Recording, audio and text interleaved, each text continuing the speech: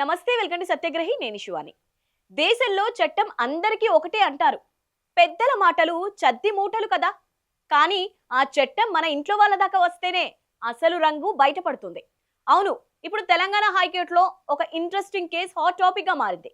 కేంద్ర మంత్రి బండి సంజయ్ సుపుత్రుడు బండి భగరత్ పోక్సో కేసు బెయిల్ పిటిషన్ పై వాదనలు ముగిశాయి.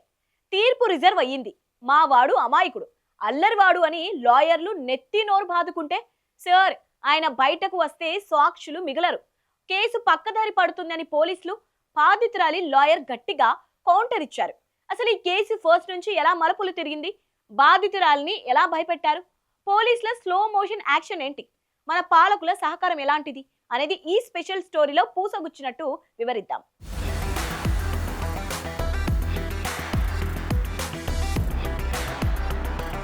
ముందుగా ఫ్లాష్ బ్యాక్ లోకి వెళ్దాం. ఒక కేంద్ర మంత్రి కొడుకు అంటే సమాజంలో ఎంత రెస్పాన్సిబుల్ గా ఉండాలి. కానీ ఇక్కడ కథ రివర్స్. బాధితురాలి పోలీసులకు కన్నీళ్లతో ఫిర్యాదు చేసే వరకు ఈ వ్యవహారం రాలేదు. ఒక మైనర్ బాలికపై జరిగిన వేధింపుల ఉదాంతం ఇది. సామాన్యుడిపై ఇలాంటి కేసు వస్తే అర్ధరాత్రి పూట పోలీసులు తలుపులు బద్దలు కొట్టి మరీ జీపుల్లో ఎక్కించుకెళ్తారు. కానీ ఇక్కడ నిందితుడు సామాన్యుడు కాదు కదా, వెనుక ది గ్రేట్ పవర్ ఉంది. బాధితురాలి ధైర్యం చేసి పేట్ బషీరాబాద్ పోలీస్ స్టేషన్ మెట్లెక్కినప్పుడు లోపల వ్యవస్థలు ఎలా కదిలాయో తెలుసా? అయ్యో పెద్దాయన కొడుక, కొంప మునిగింది అన్నట్టుగా అధికారులు తలలు పట్టుకున్నారు. కేసు పెట్టకుండా రాజీ చేద్దామని కొందరు, లేదు లేదు ఇది పోక్సో కేసు, దాస్తే దాగదని మరికొందరు మల్లగుల్లాలు పడ్డారు. చివరికి ఎట్టకేలకు కేసు అయితే బుక్ అయింది. కానీ అక్కడి నుంచి అసలు సినిమా మొదలైంది. కేసు బుక్ కాగానే మన అనుచరులు రంగంలోకి దిగారు. బండి సంజయ్ అనుచరులు, కార్యకర్తలు బాధితురాలి కుటుంబంపై ఏ రేంజ్ లో ప్రెషర్ తెచ్చారో వింటే షాక్ అవుతారు. కేసు వెనక్కి తీసుకోకపోతే మీకు భవిష్యత్తు ఉండదు, కేంద్రంలో ఉన్నది మా ప్రభుత్వం, ఇక్కడ ఏం చేసినా నడుస్తోంది అంటూ పరోక్షంగా ప్రత్యక్షంగా హెచ్చరికలు జారీ అయ్యాయనేది బాధితురాలి లాయర్ కోర్టులో పెట్టిన గట్టి వాదన. ఇక హైకోర్టులో జరిగిన వాదనలు వింటే మనకు నవ్వాలో ఏడవాలో అర్థం కాదు.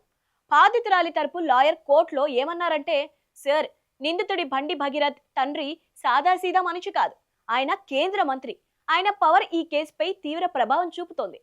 భగీరథ్ జైల్లో ఉన్నప్పుడే ఇన్వెస్టిగేషన్ పారదర్శకంగా నిష్పాక్షికంగా జరుగుతోంది. ఒకవేళ పొరపాటున బెయిల్ ఇచ్చి బయటకు వదిలితే రేపు సాక్షులు కోర్టులో స్టేట్మెంట్ ఇవ్వడానికి కూడా భయపడతారు, నిరాకరిస్తారని వాదించారు.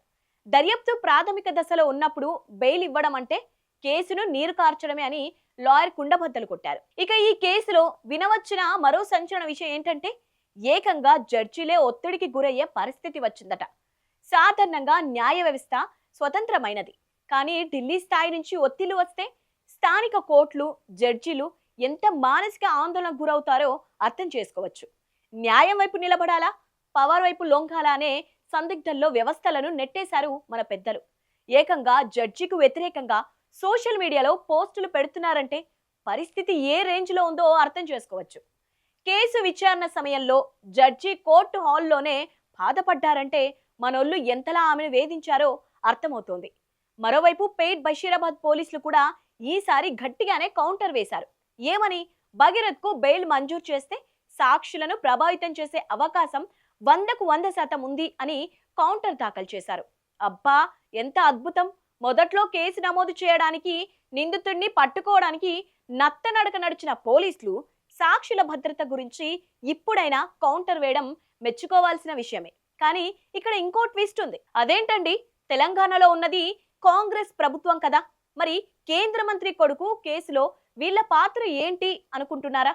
ఇక్కడే ఉంది అసలు రాజకీయం. కేంద్రంతో సత్సంబంధాలు కాపాడుకోవడానికో లేక రాజకీయ సర్దుబాట్ల కోసమో తెలియదు, కానీ ఈ కేసులో తెలంగాణ ప్రభుత్వం, ఇక్కడి పోలీసు యంత్రాంగం వ్యవహరించిన తీరుపై అనేక అనుమానాలు ఉన్నాయి.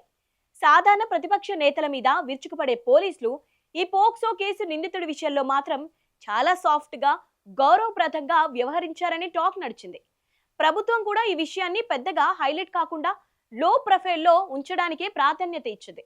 నువ్వు నాకు చట్టసభల్లో సహకరించు, నేను నీకు ఇక్కడ కేసులో సహకరిస్తా అన్నట్టుగా సాగింది ఈ కథల సిరీస్.